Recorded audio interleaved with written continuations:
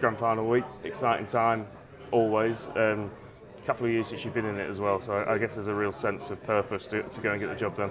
Yeah, definitely, and that was the message as a team yesterday in the semi-final. You know, we knew we needed to get there, and that's what we all really wanted. So we needed to get that job done, and we've done that now. So focus is on that grand final and the prep for that. You know, hopefully we go and lift that silverware at the end of it. But we're not going to take it easy. We know we've got to go out there and perform, and York will be a tough team to beat, so we've got to do the job on the day. It was always going to be the way, but Wigan made it very difficult for you yesterday. Yeah. I guess being in that kind of tough game, is that almost perfect preparation for a grand final? Yeah, I think it's what we needed. You know, we've got a few wrongs to correct from that game, and we'll do video this week and next week leading into the final to correct that. But you know, credit to Wigan, they brought it to us, and that's why we play the sport. We want competitive fixtures, and we want it to be tough encounters. We don't want it to be an easy time. You know, we want to be competitive, and we want to play in them tough games and get through them tough moments. So credit to Wigan. You know, they're a young side coming through, and they've got lots and lots of talent within there. And I'm sure year on year they'll keep on improving as well, which is good for the sport. But you know, our girls were great. We come out second half especially, and we corrected a few wrongs, and we put on a performance in that second half that we knew we had within us, and we got the result we wanted in the end. It's been probably the most topsy-turvy Betfred Women's Super League ever, with all the top four kind of taking results off each other. I guess that narrows the focus that you're going to have to be at your absolute best against York. Yeah, definitely. You know, everybody's going to be at their best if they want to get the result. Like you mentioned, there's a competitive top four now, and it's really good for the sport. And you probably can't call it on paper weeks leading up to it, and you've got to be on form on the day, otherwise you're not going to go home with that silverware. You've so much experience in that squad of playing in these big games. How important is that on a week like this? Yeah, definitely. You know, you've got to get your arm around some players who might not be as experienced in these moments and these environments.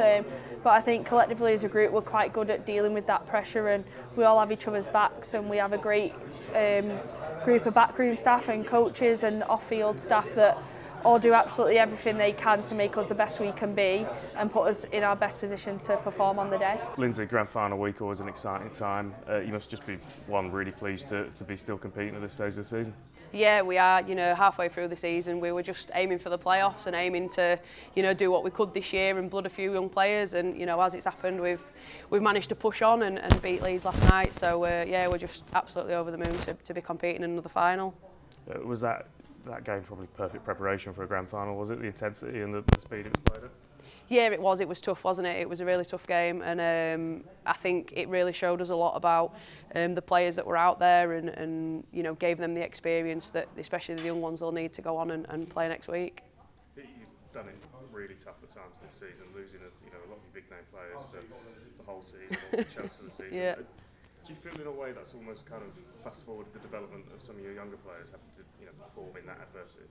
Yeah, it has, and we've had to use our under-19s. We've had to use our partnership with Sheffield Eagles, which has been great. We've really reaped the rewards of that. But also some of the other players in the squad that might have been the quieter ones, they've had to step up as leaders and had to step up and lead the way. So as a group, we're probably stronger for the adversity.